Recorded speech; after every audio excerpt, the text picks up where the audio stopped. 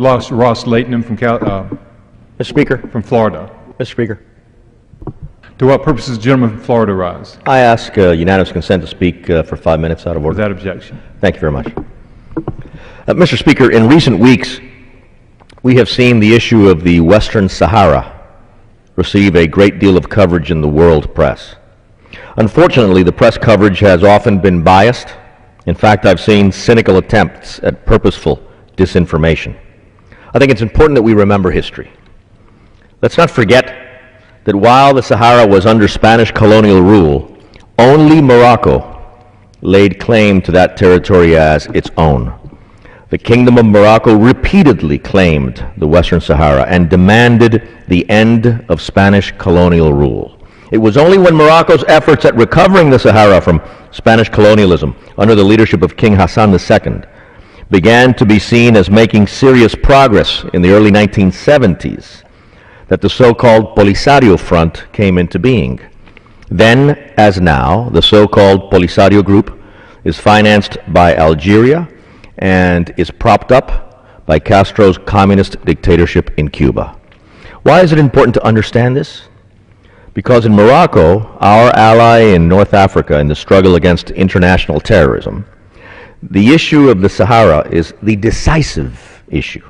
The reality of Moroccan sovereignty over the Sahara enjoys the support of the entire population of Morocco, including the Sahara itself. In other words, the issue of the Sahara is the sine qua non, the necessary ingredient for stability and peace in that country of strategic importance in North Africa, our friend and ally Morocco. King Mohammed VI and his negotiating team have demonstrated great courage and patience in dealing with this critical issue so closely tied to the security of the entire region. Let us never forget that a make-believe and illusory, a fake microstate in northern Africa would be led by a Castro-Cuban-formed political class which would constitute a minority of the population even within the fake microstate, but would control it through Castro-style repression. Let us never forget that such a microstate would serve as a focal point of regional instability and destabilization, as well as an exporter of terrorism. For over a decade, Mr. Speaker, Morocco has agreed to grant a genuine and profound autonomy to the Sahara under Moroccan sovereignty in order to reach a realistic and definitive solution to this problem.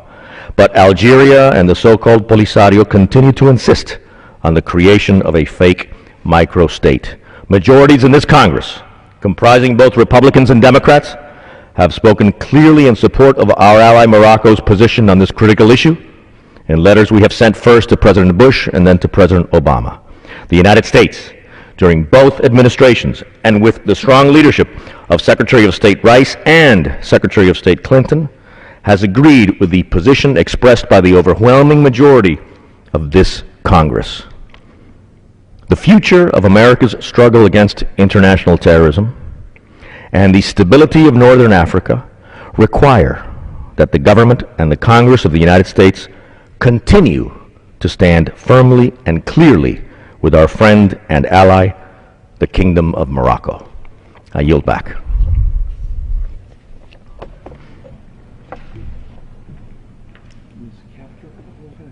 Ms.